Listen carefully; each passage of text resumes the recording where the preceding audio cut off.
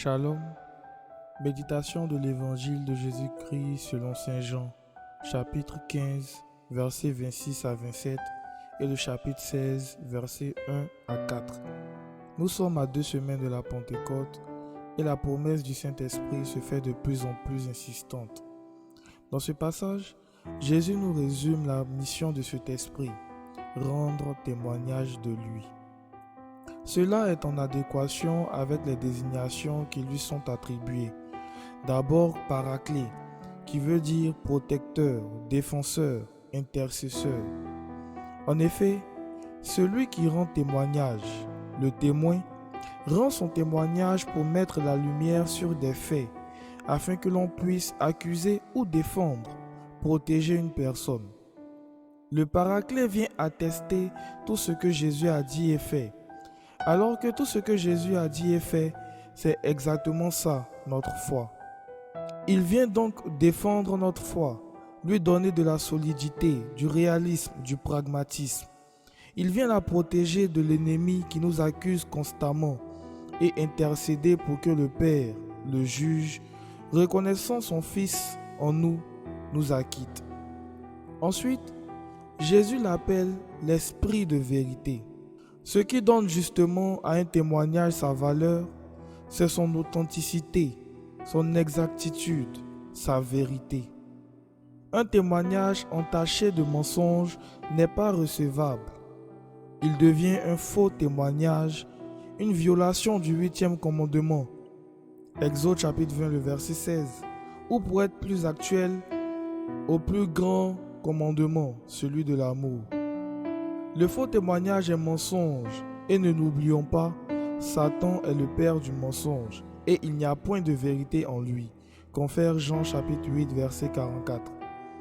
L'esprit de vérité est l'esprit de Jésus, parce que Jésus est la vérité, et que c'est Jésus qui nous le promet, qui nous l'envoie en union avec son Père.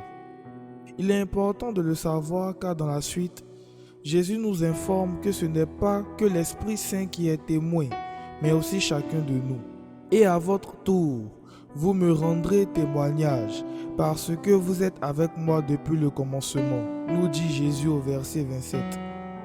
L'Esprit Saint vient en nous pour nous guider, pour nous montrer la voie, pour que nous vivions selon lui, selon la vérité à laquelle il rend témoignage. Et s'il est en nous, nous sommes nous aussi appelés à devenir des êtres de vérité. Notre Maître est la vérité et il nous donne son esprit pour que nous ayons part à son héritage, pour que nous soyons comme lui, pour que nous marchions comme lui et surtout pas comme si nous étions des enfants de Satan, c'est-à-dire des êtres de mensonge, engendrés par le père du mensonge et vivant dans le mensonge. Car oui, c'est ce à quoi nous nous rabaissons en mentant, en vivant dans le mensonge. La vérité, c'est aussi la logique, l'adéquation, la cohérence entre nos paroles et nos actes, entre nos lèvres et notre cœur, entre notre vie extérieure et notre vie intérieure, entre la vie chrétienne enseignée par Jésus et notre vie que nous menons. Toute inadéquation est mensonge et vient donc du malin. Chrétiens, veillons donc à toujours vivre dans la vérité, afin d'être ces témoins de la vérité que Jésus veut que nous soyons. Après ces deux versets, les versets 26 et 27, nous entrons dans le chapitre 16 où Jésus nous met directement au courant de ce qui nous attend, la persécution. Il ne le cache pas. Il le dit à ses apôtres, les 11 de l'époque, mais il nous le redit à nous aussi, nous qui avons décidé, comme eux, de le choisir comme maître et de le suivre. La souffrance dans la vie du chrétien est bel et bien réelle, et Jésus nous le dit sans détour, sans euphémisme, sans embellissement. Il nous le dit franchement. À ma suite, vous allez souffrir. Les gens vont vous faire souffrir. Certains même en pensant me démontrer ainsi leur amour. Et là, on reconnaît bien le 13e apôtre, ou du moins la personne qu'il était avant sa conversion, Saul.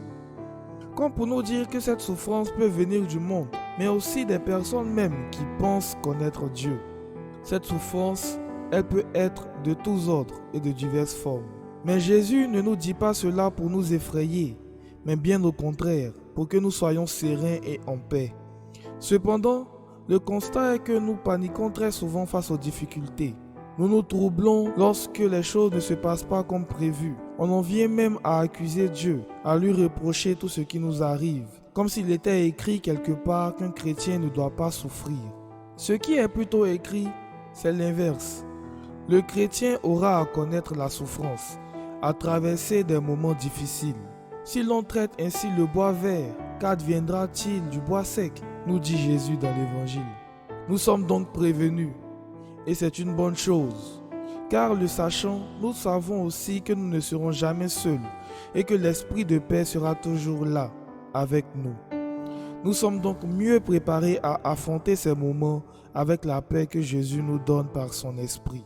Que Dieu notre Père nous accorde la grâce de vivre comme les enfants de la vérité que nous sommes et de toujours bénéficier de la présence et de la paix de son Esprit par Jésus le Christ notre Seigneur.